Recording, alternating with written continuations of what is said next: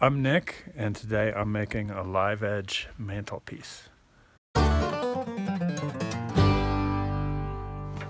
Alright, today I am flattening a slab. I've done this for our stair treads and the real thick slabs of wood that are in our house.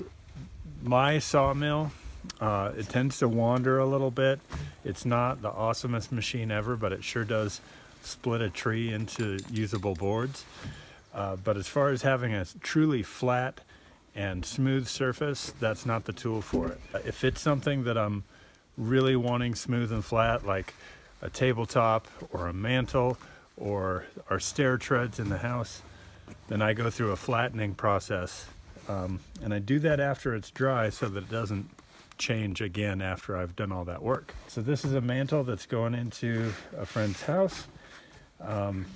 And with these, a lot of the time, people want a smooth, flat surface on the top, even if they want the live edge or hand-hewn or kind of funky looking all the way around. When they put a tall vase right in the middle of their mantle, they want it standing upright and not kicked over because it hit a little mill bump. So we're going to flatten the top of this. I make what I just call a router bed. I have the piece secured to my table. There's just this little piece of 2x is screwed into the piece and then to the table. And this gets it at a good height and makes sure that it doesn't move at all. And then this is the gizmo that the router runs in. And so what I've done is created a floating surface above the piece that I know is going to be flat and true. One thing that you look at before you secure the piece is just how funky is it? How much of a difference are you taking out of this surface? And if it were really twisted, if one end was sitting nice and the other end was sitting that way, I would probably shim one or the other to sort of even it out, so I'm not taking too much off of any given surface. This didn't twist too much in the drawing, so that's not exactly what I'm taking out. Most of the variation is from end to end. It gets a little skinny in the center. So with this setup, I'm able to look and see just visually what the difference is here. You can see it's a little more space over here and less there, so I'll be taking out quite a bit of that. And I just walk along and sort of take the survey and look and see where is the fattest space in between. And so far it's right in this zone. This definitely looks like the biggest. It's about a 1/2 inch of space there. And it's getting smaller and smaller. So that 1/2 inch that I believe to be my deepest spot right there, that's what I'm going to set the router bit to, so that I just barely skim the surface there, and everywhere else I take the rest of the surface down to that low point. In my router I have what's called a surfacing bit. It's a straight bit, but it also has a blade right across what ends up being the bottom, and that's better for actually treating the surface. If you use just a regular straight bit, it does work, but it has to be pretty sharp because it'll be more likely to have little tear out spots, especially in a soft wood like this.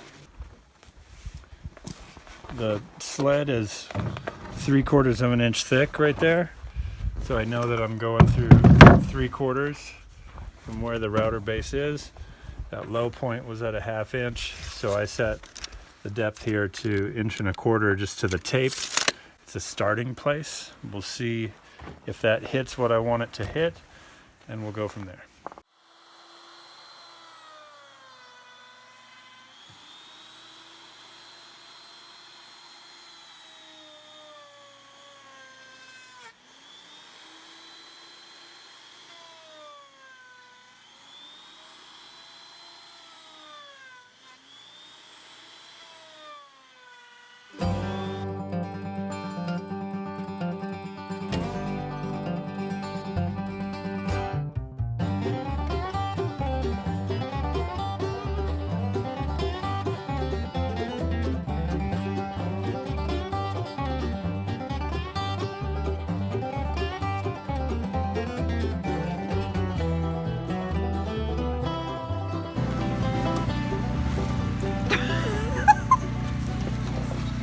So for a mantle, that's kind of all I do. I'm just going to do the top surface that way. I'll use the beam saw to true the backside so that it meets the wall nicely.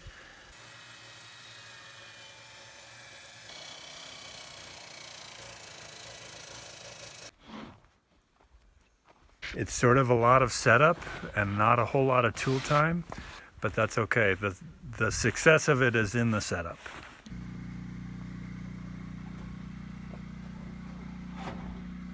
So we're gonna clean up the face of this, try and get all the little bark remnants off and everything. I like to kind of polish the ends of all the cut branches. It looks nicer when they're nice and flat. And I do that with a sanding disc on the angle grinder. And then the bark, what I couldn't chip off, I use a wire wheel on the angle grinder and just slowly kind of chip it away. It's pretty easy to make a mark in the wood underneath. It's all flat. I got all the bark off. I need to do a little hand sanding, but I'm moving it to my finish room, the yurt.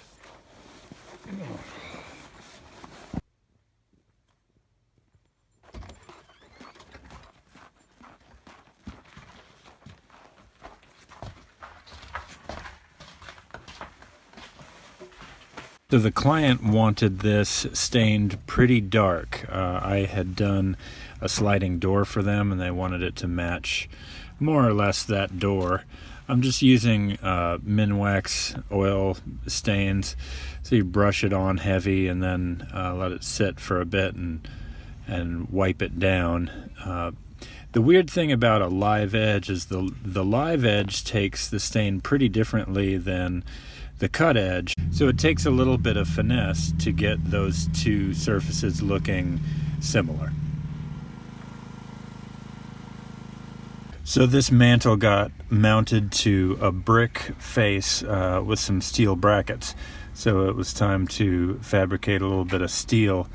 I like to use the Milwaukee Evolution saw, but only if I'm able to hold on to the piece really well. For the smaller stuff, I tend to use the cutoff wheel and the angle grinder. That's just what I have for steel cutting without a chop saw in a stand at all.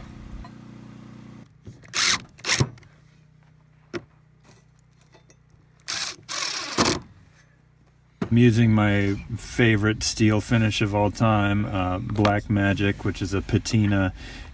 It oxidizes the steel and turns it almost black. It's a nice complement to a lot of wood tones because it's kind of warm and dark brown.